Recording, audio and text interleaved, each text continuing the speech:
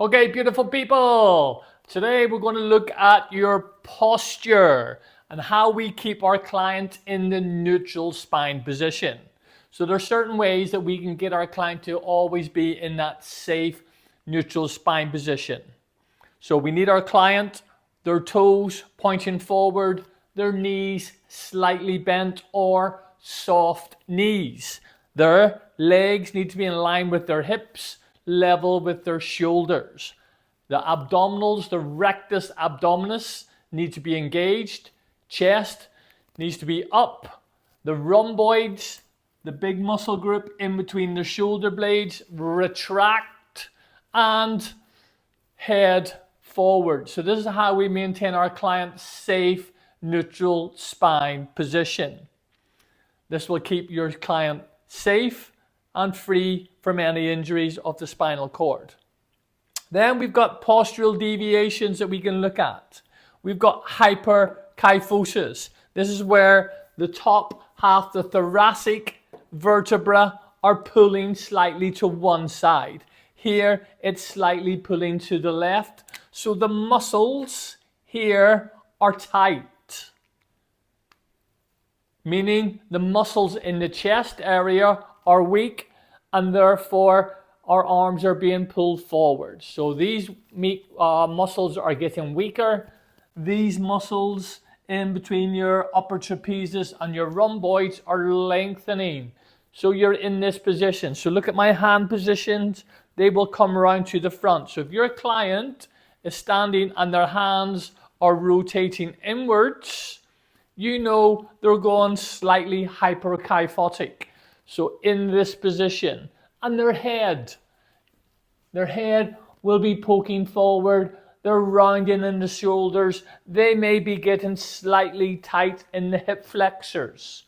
So have a little think of who may have tight hip flexors and be in this position all day, going kyphotic or hyperkyphotic with hyperkyphosis. If you're a taxi driver or you're driving for any length of time, you may be in this position. If you're sedentary and you're typing, you may be in this position. So a client who has a sedentary job may present with hyperkyphosis.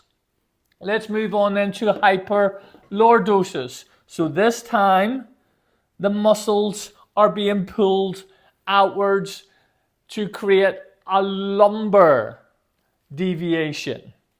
So it could be that my hip flexors are very tight, my glutes are weak and inactive, and they're pulling me forward. So if I'm being pulled forward here, what could be in this area that's pulling me forward to create this postural deviation? So have a little think. I'm being pulled forward, so my body will naturally try and stand up, so I could be walking in this position. So if I've got a bigger belly, if I'm slightly obese, my tummy could pull me forward and create hyperlordosis. Also, if a lady is pregnant and baby is pulling mum forward, again, they could be walking slightly with hyperlordosis. Then moving on to scoliosis. So we've got two different postural deviations here. We've got in the thoracic spine being pulled on one direction and the lumbar spine being pulled in one direction, causing an S shape in the spine, scoliosis. So let's look what we need to do. So in this position, if my chest muscles are getting tighter, causing my shoulders to inwardly rotate, I need to stretch my chest muscles.